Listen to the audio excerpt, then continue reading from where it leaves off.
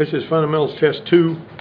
And some of these really early tests are about dealing with people. I heard a statistic a few days ago that said that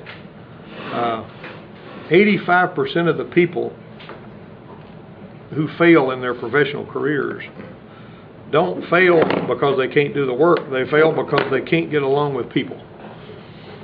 So when somebody's telling you something, you need to be hearing it. Grab your paper out there. So some of this stuff that we're talking about in this particular test is going to deal with the way that you actually operate in the shop and whenever you're with other people. And so we're going to start with question 1 here. Technician A says a person with crossed arms is probably not listening to what you're saying. Technician B says crossed arms is a sign the customer is interested in what the technician's saying. Who's right about that? What does it mean when you're saying something to somebody and they fold their arms? They're bored. No, it means they've made up their mind and they're not listening to anything you're saying. You know, have you ever watched a baseball game where the coach goes over here to yell at the umpire because he thinks he made a bad call? What's the umpire do? He folds his hands and stands his ground. You know, he just folds his arms. And that means you're not going to change my mind. I've already made up my mind. Okay, what's the most powerful phrase in human relations according to, your text? Of course, you hadn't read your text. But what do you think it would be? Would it be Mr. or Mrs., thank you, goodbye, or can I assist you? What do you want to hear? You want to hear thank you. It also helps to hear somebody call you by your name, doesn't it? I mean, if somebody calls you by your name, you appreciate that, don't you? All right. Facial expressions are what type of communication? They're not implied, they're not verbal, and they're not written. They're none of those. None of that stuff lines up with facial expressions. One of the things that was, when I used to work with his shop foreman, and boy, he'd make all kind of crazy faces when he was listening to what you were saying, and I could not finish a thought talking to him, watching him make all those faces, because I'd get tickled at him. And so I'd have to look somewhere else while I was talking to him, and then I'd look back at him when I was through what I had to say, because he'd get me distracted making all these crazy faces. Okay. If a customer is not attentive during conversation, and you guys probably have y'all ever worked in a customer-oriented business? Anybody in here? In other words, have you ever worked in any kind of a business where you had to talk to customers eye to eye and face to face? Get your test out of there, Mr. Jones. You had to talk to somebody and you had to get something communicated to them. Huh? What'd you do? How'd you handle that? Yeah, you had to. I mean, how do you make sure they're understanding what you're saying when you talk to them, or you just say what you got to say and make sure they understand? Yeah, you seem like you'd be pretty well like that. But I mean, what I'm saying is, you're supposed to be focusing on the person, and you need to be able to tell. Now, there's one lady out here that would come, and there's some kind of a disorder, and I don't know what it is that's related to this. But there's a buddy of mine that runs a shop over there in Bay Springs. He said there was a guy, and you would say a bunch of stuff to him that was going to require a response, and after you got through with what you were saying, he would say, huh? And then you'd have to say it all over again before he heard you. Well, I had a lady out here that whenever you would be talking to her, she'd be looking straight at you, and you'd swear she was paying attention, but when you got through and said, would you like for us to proceed with this repair? She'd say, excuse me, what? And you'd have to say it all over again. I mean, some people are just that way, but you're going to have to deal with people like that, and you've got to deal with them patiently. But it amazed me that he and I ran into two different people that had exactly that same way of dealing. And the way that he dealt with it was he would mention this dog. He'd say, that dog looks like he's having a good time laying there. And the guy would say, huh? And then he'd say what he wanted to say, and the guy would be listening. He'd say something that wasn't a lot of trouble to get the guy's attention, and then he'd move on, you see. Make that happen. If a customer is not attentive during a conversation, what can you do to regain their attention? A, ask questions that require their attention. B, give the customer options for responses. Both A and B or neither A and B. And basically, number 4 is going to be both A and B. You're going to ask them for some kind of an interface or something like that. Now, a lot of the times, and you guys are all teenagers, right? Is there anybody in here who's not a teenager? Anybody here is not a teenager? Everybody in here is a teenager, right? Okay, now if an adult is asking you something that you really don't want to give them the answer to. Like if they're asking you a question that makes you, you're kind of wanting to not deal with what they're asking you about, how do you respond to that? Do you just keep quiet and hope they don't ask the question again, or what? I'm trying to understand how you think, okay? What do? What if somebody's asking you a question you don't want to answer? Why were you, I'll say, like, why were you not at school on time yesterday morning? Huh? You don't know? And that's what makes them think you have ADD, and then they want to give you Ritalin. You see? Even though you don't have it, a lot of times they'll act like they'll claim you have it and try to give you medicine because you say I don't know. And I've seen that happen. I've seen people get diagnosed with ADD because they would do something that didn't seem to make any sense to the adults, and the adults would say, "Why did you do this?" And rather than having to explain themselves articulately, they just say, "I don't know." You got me? All right, now that was, all right, you got question number 1 was A, question number 2 was B, question number 3 was C, question number 4 was C. All right, now let's go on to question number 5. Which of these are effective telephone communication tips? A, try to keep the conversation positive. B, thank the user for calling. C, avoid the use of industry abbreviations like EGR. What's EGR? Anybody know? If I told you had a problem with your EGR system, what would you do? A lot of times you think you're dazzling somebody with brilliance, but basically you're confusing them with something they don't know what it means. EGR is exhaust gas recirculation. Okay, you can remember those words, but unless you know what exhaust recirculation does, and Albert Einstein said if you can't explain something to a 6-year-old, you don't understand it yourself. All right. Technician A says phone conversations are more positive. Incidentally, number 5 would be D, all of these. Technician A says phone conversations are more positive if you smile when you talk. Technician B says it doesn't matter if you smile during a phone conversation because the customer can't see you. Actually, believe it or not, A has been proven to be right. If you smile while you're talking, you'll have a more positive conversation. What do you do? What do you do when you get mad? Huh? Do you hit stuff when you get mad? Yeah. Let me tell you something about getting mad. These vehicles out here, when you're working on a vehicle, it's going to make you mad. And if you get mad, it don't care. It doesn't care if you break its windshield out or bend its fender or whatever, banging on it with your fist. It's just laughing at you anyway. Ha ha ha. Funny. All right. So, okay. Now, we have late people here. We need to have doctor's excuse or something. All right. Now then, let's see. Technician A writes each diagnostic step on the work order using manufacturer-specific terminology. Technician B writes legibly so the service consultant and customer can read the repair procedure performed. 7B. That's B, actually. You're going to write it legibly. I'll tell you what's important about writing up maybe a little while before you actually work at a dealership and write up a repair order. But when you write up the repair that you did, let's say that you ran into a situation where you had a vehicle that was overheating. And let's say it turned out that the radiator had been hit by a rock and it made a pinhole and it basically lowered the level in the radiator. Or let's don't say the radiator was damaged. Let's just say that radiator was defective and it started leaking. The radiator was defective and it started leaking and it caused the vehicle to overheat and it distorted one of the cylinder heads and it blew a head gasket.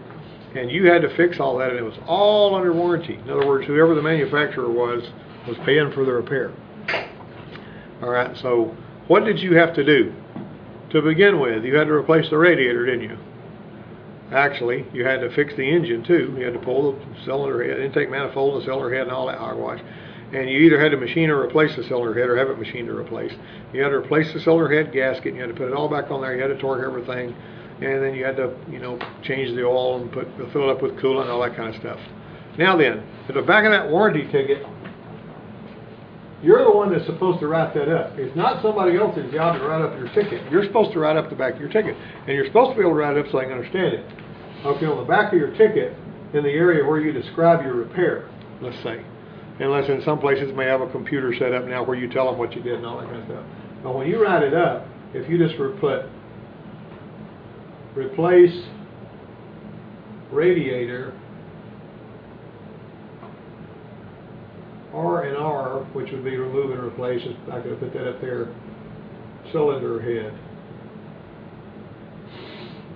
Now that, you're just wanting to basically, you've twisted all the bolts, you've done a good job, you got the thing running right, it's fixed, it's not overheating anymore, everything's like it ought to be. You put it out, and the dealership submitted a claim to the manufacturer, whoever they were, for, if it was Chevrolet or Ford or Honda or whoever, for, $1,800 or whatever it was. Okay, they send people down like called a warranty auditor every now and then. And the warranty auditor goes through the files. And he's going to pull up this ticket that you wrote, replace radiator R&R cylinder head on. On the other side of the ticket where the concern was written up, it said overheating. And he's going to look at this. He's also going to look and see if on the side over here where it says on off, if you punched on and off every time you worked on it and start, you punch it on. At lunch you punch it off. At come back you punch it on. At quitting time you punch it off. You have a bunch of punches on and off over here. To begin with, you only punched on and off a couple of times, and he knows you didn't. He knows you didn't do all the job between those times that you got on there. Secondly, you wrote it up like this. You know what's going to happen to that ticket? Because you didn't punch off and on right, and you didn't write it up right, the warranty auditor is going to say, I'm not even sure that this work was done. I think I want to charge this back. So what he does is he takes the $1,800 out of the dealership's bank account because you didn't write it up right. You may have done everything else right, but you didn't write it up right. You understand what? You see how important that is to be able to communicate eloquently. If you're working at an independent shop, you're not typically going to have to worry with a warranty auditor. But if you work at a dealership, you will, and they will, and they're going to call you in where that warranty auditor is, and they're going to say, why did you have to pull the cylinder head off of this thing? Why didn't you write this up saying, and what you should have done was says, found leaking radiator at right-hand tank, replace radiator, pressure tested system, found cylinder head had been distorted by overheat caused by radiator. Tell them a story, Basically, you have to put it in terms so they can understand it, and don't scribble it. Make sure you write it. I used to have a typewriter on top of my toolbox, and I would type my tickets up and make sure. All right. Now let's see. Number 7 is actually B. 7 is actually write each diagnostic step on the work order using manufacturer-specific terminology. And, okay. Now then, let me see. Let me go down here to number 8. Which of these are helpful websites for technical information on the internet? NASTF, IATN, Google, or all of these? That's actually all of these. The NASTF is the National Automotive Service Technicians, Service Task Force. That's what it is. And then IATN is the International Automotive Technicians Network. And then your Google works too.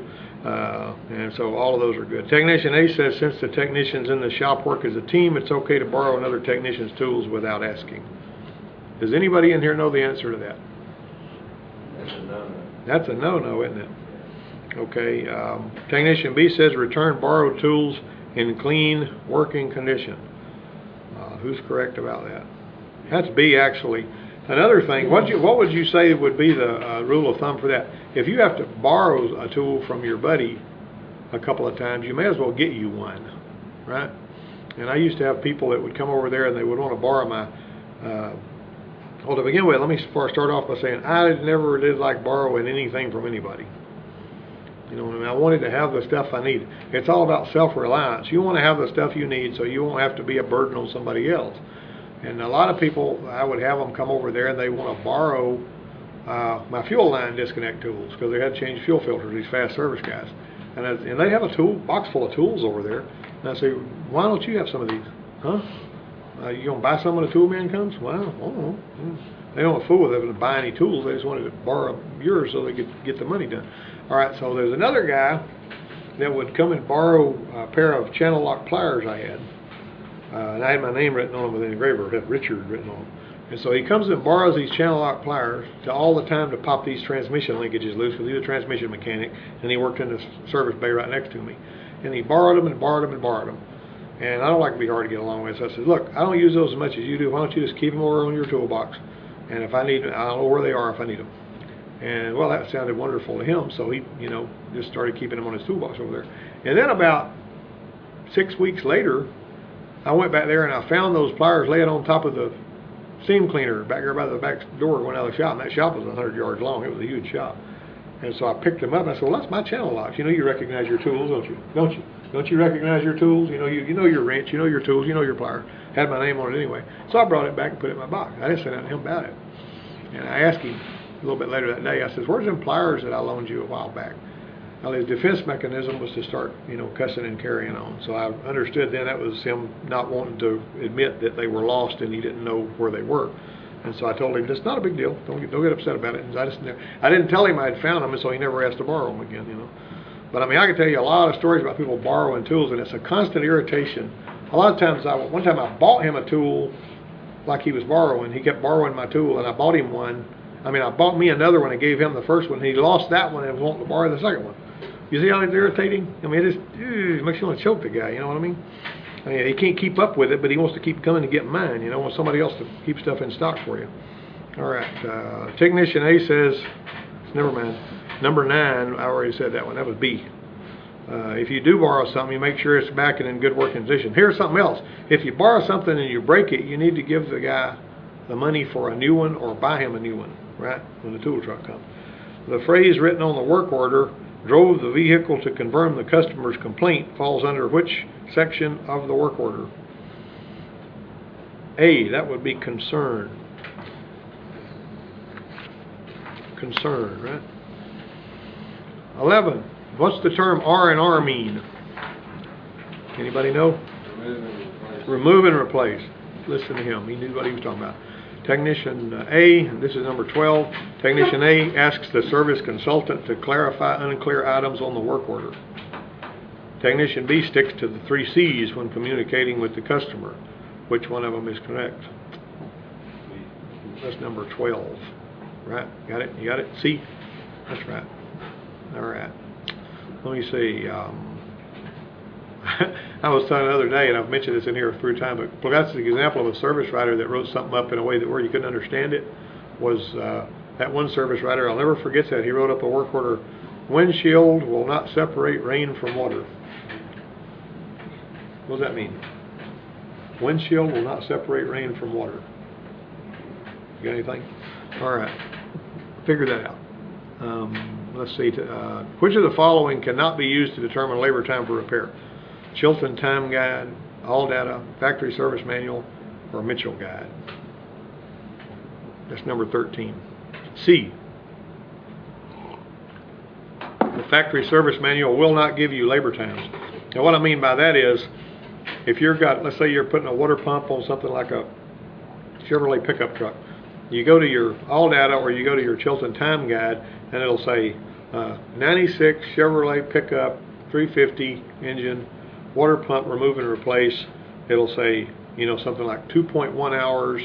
If it's got air conditioning, add 0.3 hours, something like that. So if you're working on flat rate, let's say they're paying you $20 an hour flat rate, and you work that job out that 2.3. If it's a 2-hour job, you'd be making 40 bucks. If you get done in 1 hour, you've made $40 in that hour, and then you move on to your next job. If it takes you 4 hours to do it, you've made $10 an hour. So the faster you work, the more you get done, the more money you're going to make. Got it? Some shops pay straight time wages, like they pay on the clock for the amount of time you're there, but they won't typically pay you as much on clock time as they will on flag time, because on flag time you'll produce better typically, and they can afford to pay you because they're actually paying you for what you produce instead of the time you're there. Let's see, Technician A says more flat rate time should be allotted to repair extremely rusted or dirty vehicles. Technician B says more flat rate time should be allotted for less experienced technicians. Ooh, that's A only. The flat rate time is going to stay the same unless there's extenuating circumstances. Like for instance, if you have a situation where you've got a bolt that you find out that's broke off, that whenever you pull the manifold off, the bolt's already broke off flush with the head because somebody else worked on it, and you're going to have to drill that bolt out. That's when you go and you contact them and you punch on and you diligently work on that thing, and you keep up with the amount of time it took you to do it, and they pay you on that job what they call M time, which is the amount of time it takes you to do the job. Or actually to drill out the bolt, they add that to whatever your flag is. Let's see. Technician A says aftermarket parts must meet more demanding criteria than OEM parts. What's OEM mean? Anybody know? You know when you say, what do you think of when somebody says OEM? You know that original equipment manufacturer? It's like it's got the one that came on the car, like you got a belt tensioner that's got Ford stamped on it, as opposed to one you buy from the parts house that says Daco. See what I mean? OEM was going to be the one that you got from the dealer that the manufacturer of the vehicle made for that. That's what OEM says. Okay. Technician B says the cost of an aftermarket part may be about the same as OEM parts from the dealer. 15. What do you think about that? What do you think? Wooden, what do you think about that? Aftermarket parts about the same price as an OEM part from the dealer? No. How so? Which way does it go? I'd say the ones from the dealer are more expensive. Okay, here's a word to the wise. Pay attention to what I'm telling you. When you're thinking about replacing a part on your vehicle that you can get from either the dealer or the aftermarket, always check with the dealer first. I'll give an example of that. I had back in my Ford Taurus out one time, but back in years ago, when the one that I sold my son back in the early 2000, whatever, 2003 or whatever. I'm backing it out, all of a sudden, pop, I've got no power steering, my alternator light's on, I look and the belt tensioner just broke. Alright, so I go around to the parts store, right around there, close by, and I said, I want to get a belt tensioner for the car, and he said, it'll be $79. I said, gee, that sounds kind of pricey, but I got to have it, so I guess I'll buy it anyway. So I bought it, I put it on there. And I just happened to be in the Ford place the following week. This was on a Saturday and the Ford place wasn't open. And I said, if I was to walk in off the street here to the parts counter and I was to buy a belt tensioner for my Taurus, what would I pay for it? Just as a customer off the street. I'm not talking about with my discount. And he said $55. $55 from the Ford dealer, $79 from the parts house. Now I'll tell you something, Mr. Whidden and the rest of you guys, you'll be surprised how often you'll find out that the dealer's price is really competitive. Here's another example. We needed a clutch for a car we're working on out here. Chevrolet something. I don't know if it's a car of some kind, Camaro or something. We're going to put a clutch in it. So we call the parts houses all over town and everybody wants $400 for the clutch. That sounds like a lot of money, don't it? $400 for the daggone clutch. We got to have a clutch. It's burnt out, you know. So then, after they're charging me $400 for the clutch, I said, well, I think I'll just call the Chevrolet place. See what they want. $155. What's wrong with this picture? You know what I mean? It was the same brand. It was made by Saks. Okay, so why is the dealer charging me $155 for what all the parts houses are wanting $400 for? That make any sense? I'm telling you, check with the dealer. Don't assume the dealer is higher because sometimes they're not. Okay. All right. I mean, I'm like, and also here's another thing. Don't buy any, with all due respect to everybody involved, don't buy any front end parts that are made in China. You know, because you're going to be disappointed in them if you do. Now, bearings aren't that bad, but if they're front end parts like drag link parts and tie rod ends and all that kind of stuff, it's best to buy pay better money, pay more money and get the good ones. Whether you buy something like a Moog, which is a really good part, or original equipment, but the Chinese made part brand names, which I'm not going to mention any brand names, but that stuff is really pretty spooky when you're talking about putting something on there that's going to make you drive your car down the road. All right, what number am I on? I forgot, guys. Tell me. 15. Which one? 15. So 15, actually number 15 is B. 15 is B. Technician A says temporary certificates are given to technicians that pass the exam but have not met the work requirement. Technician B says the work experience form must be complete before ASE will issue a certificate. Now the way the ASE test works is you actually go on the ASE website and you'll actually find a test center near you, which is over in Dothan on the Montgomery Highway. It's a computer test. And then you tell them, I want to take this test and this test and this test. There's 8 of them you can take to begin with before you can take any of the rest of them. And so, or you can take a G1 test, which is a new one they come out with. All right, so you pick which day there's seats available. It's almost like scheduled on an airline flight. And then when you walk over there, that guy has you to empty your pockets and put your stuff in a locker. All right, you got that? Empty your pockets, put stuff in your locker. Have you ever seen one of these wands that they pass over you to see if you got a gun in your pocket or a knife or anything? Okay, he does that. He passes this wand all over you, make sure that it doesn't light off. And then he lets you in there and he logs you into the computer and you take your test. And when you get through taking your test, you walk out and he knows you know. And I had a guy that you see on the board out there. He passed all 8 of his ASE tests during his last term when he was here, which is really an accomplishment. But he'd been hitting the books and he knew the stuff. Long and short of it was he did not get this patch here. He could not get this patch until he had completed my program that was worth 1 year in the field. And then he had another year in the field, and then he was qualified to wear the patch. So they're going to give you a temporary certificate until you've got enough time in the field to put the patch on your shoulder. The patch will get you hired a lot of the times whenever you walk in. Like if you just walk in holding your toolbox and say, hey, my name is, you know, what's his name, and I fix cars, and I got a box of tools here. You know, they're going to say, wait a minute, how do we know you know how to do anything? Well, I just do. I fix a lot of cars in the backyard. Well, that don't work either. You know, you don't have to.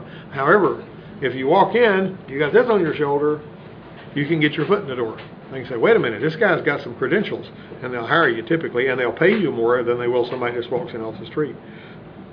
Now, some places hire people for OJT, but you know, I saw them do a lot of it, and they crash and burn over there. It's best to get some training first, and to get as many certifications as you can, as quick as you can.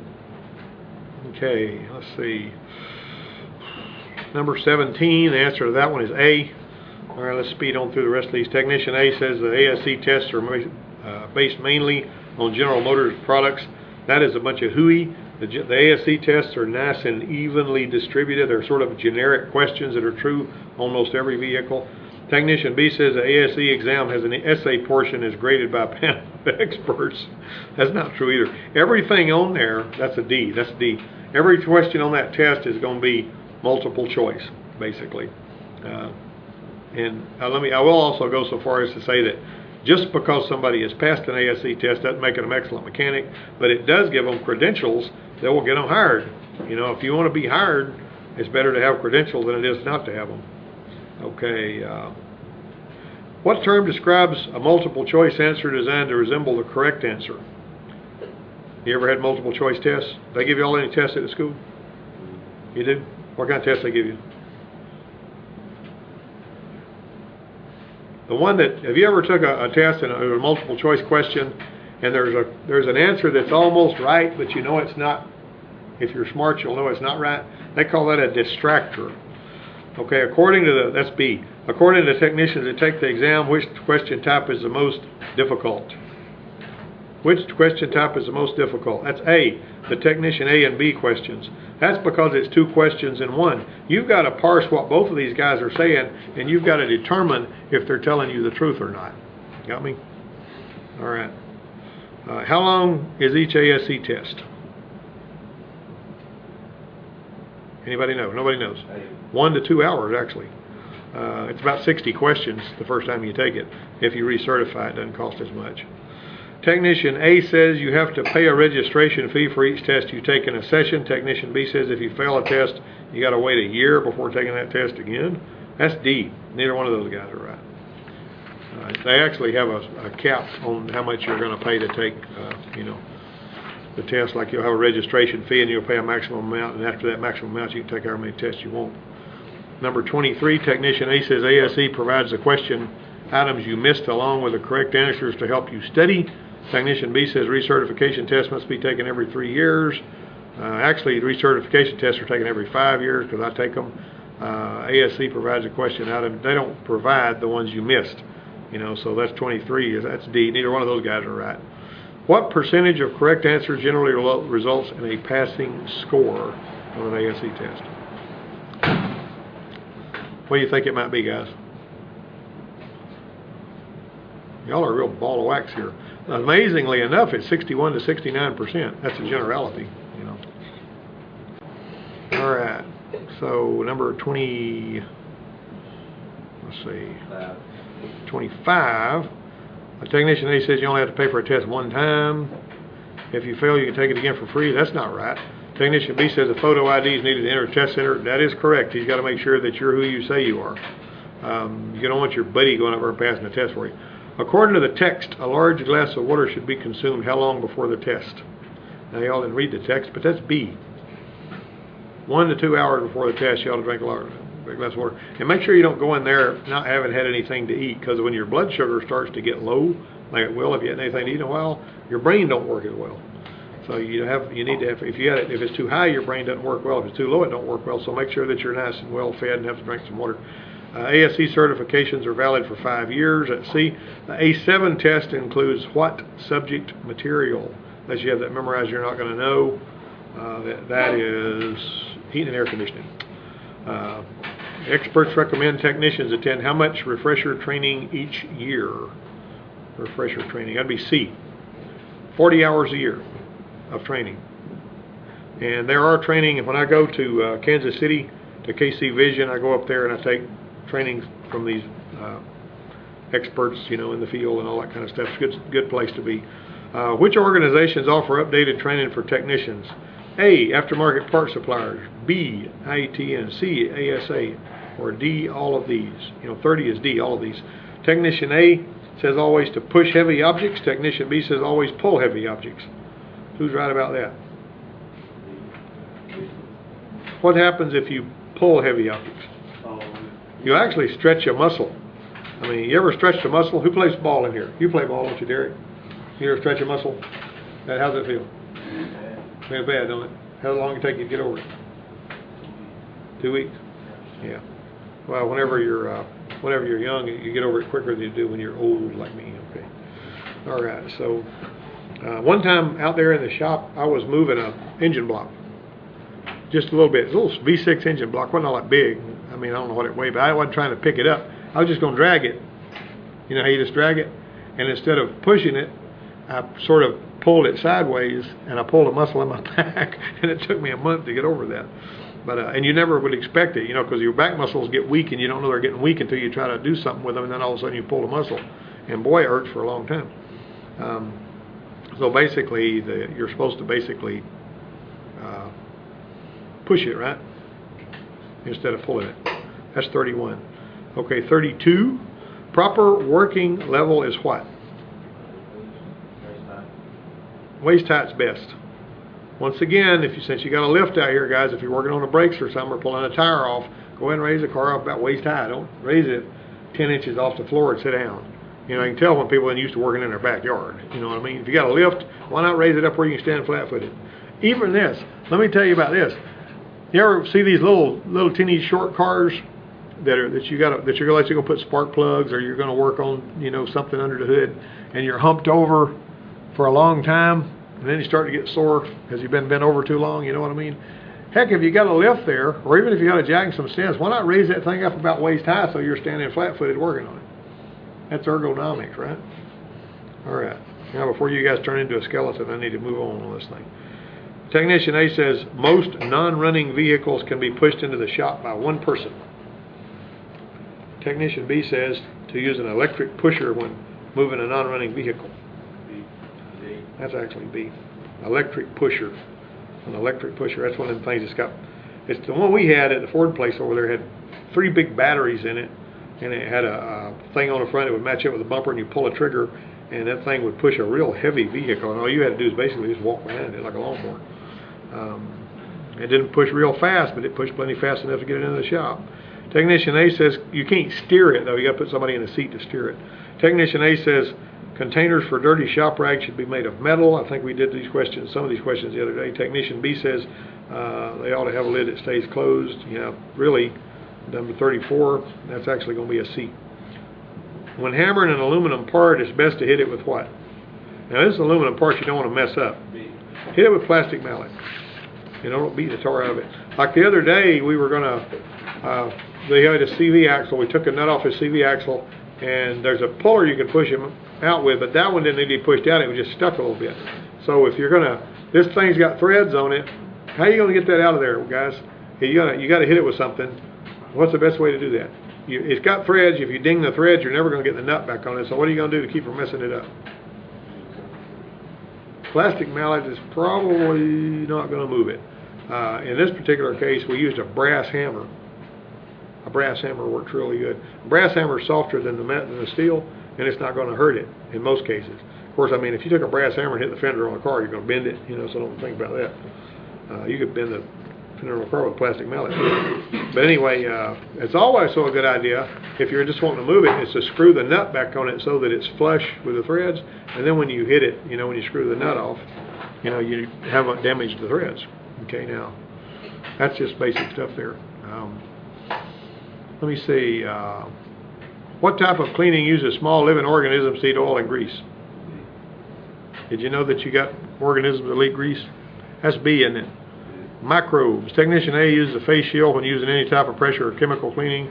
Technician B uses protective gloves when working with solvents. Who's correct about that?